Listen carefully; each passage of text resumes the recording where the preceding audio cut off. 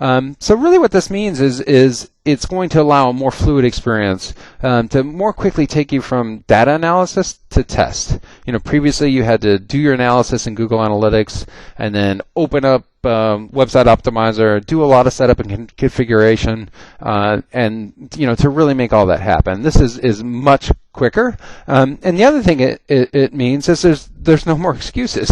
You should always be testing. And if I'm not telling people that they should always be segmenting, I'm telling them they should always be testing. So that's one of the reasons that this this is pretty exciting for me, is that it's going to make this process a whole lot easier. So again, as I mentioned before, in the lower left corner we have kind of the navigation and where we're at here. This is in the content section of reporting, and then you'll see the experiments there. But we're really jumping ahead. This is a nice, quick, easy, clean interface. Enter URL, start testing. But that's kind of putting the cart before the horse, because what are we going to test? We have to know what we're testing. We have to have some kind of hypothesis, like this page isn't performing, and I bet if we put a big orange button on the right-hand side that said download now, it would perform better. So let's test that hypothesis.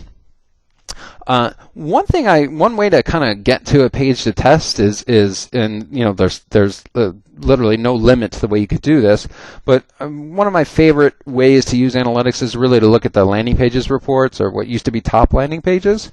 And this again is in the content section of reporting. Again, on the left you'll see it under site content and then landing pages, and basically what it's going to tell you is how people entered your site.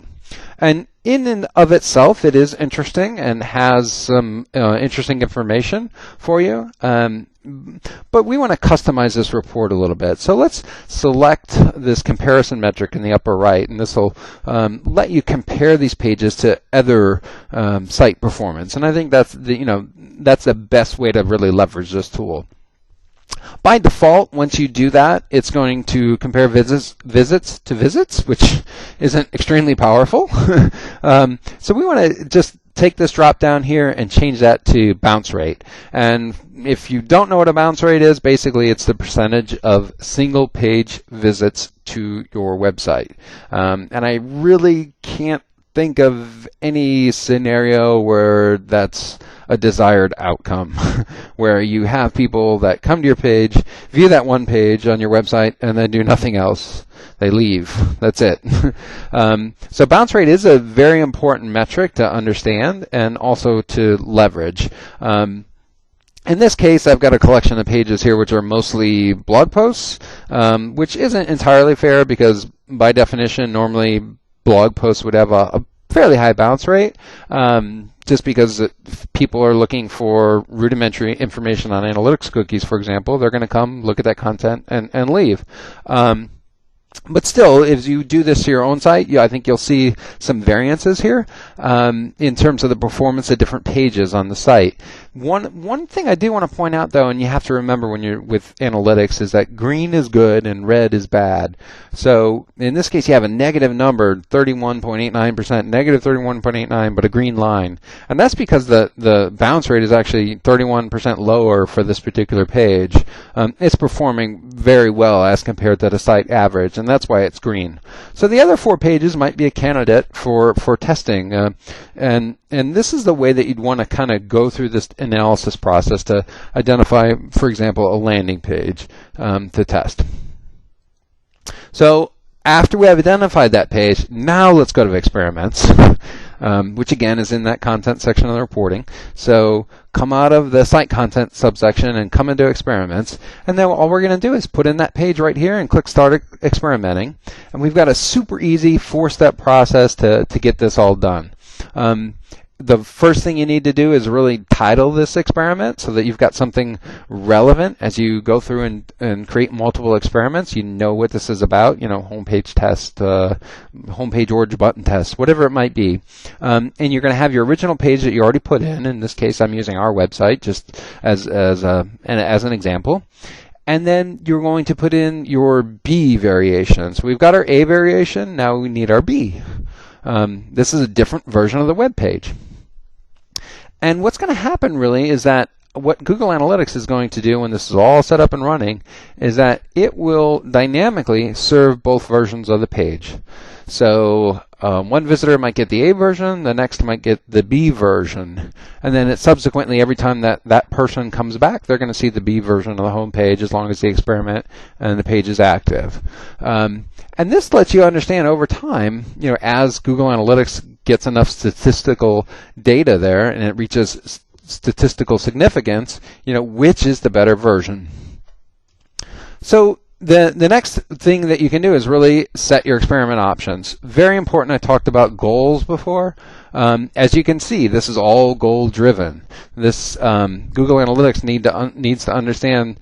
You need to understand the hypothesis and what you're testing, but what you have to tell Google Analytics what the outcome is. In this case, I've just selected white paper requests. That's the goal for the experiment. We want to increase the conversion rate for white paper requests. You can also here select how the percentage of visitors that see the experiment, that are involved in it. And the important thing to remember here is that if you depending on your site traffic, if you do too low of a percentage, it could take an awfully long time to get your results. And then after that, this is like after you click next, this is like the one pain point in all of this, and that's really that you need to have somebody place some coding, some extra coding on the A version of the page. Previously, it was much more laborious of a process. There was a lot of back and forth, but you do need to have either yourself or your webmaster, for example, put the coding on the page. And in this case, it even offers you an option to email this tracking code to somebody, but it does have to go into the A version of the page. Your only pain, your only point of pain in this process, though. So as we click next, basically what's going to happen is after that code is on, Google Analytics is going to check to make sure that there's analytics tracking code on the page, etc., and will tell you if everything is set up and ready to go. Like I said, it's a very easy process. This is kind of your last check on everything to make sure that this is the experiment you want, that all the settings are accurate, that your goal is the one that you want, and the percentage of visitors, etc. So from here you can do a couple of things. You can go ahead and launch this experiment. You can go back and change settings, or you can save it for later, which is what I've done in this case. Just saved it for later, since this was just a test and we didn't really have a different B version. But this is all it takes now to go from analysis to experiment. And really, that's powerful. It's so much easier than it used to be. And you don't have to use multiple tools. You can do your analysis and then move right into the testing phase. One thing I do want to mention, just as a kind of at this point, it has to be a goal-oriented conversion. It does not work for transaction data, like from e-commerce coding. That said, if you have a goal set up for a sale, just to kind of track that on the goal side too, that would work as well. But you can't just take native or segmented transaction data from e-commerce and make this work. So that's it. Those are two great, exciting features. We hope that you use them right away. If you need help in any way, please reach out to us either at analytics@morevisibility.com, through social networks. Visit us at morevisibility.com/analytics. And I thank you for your time today.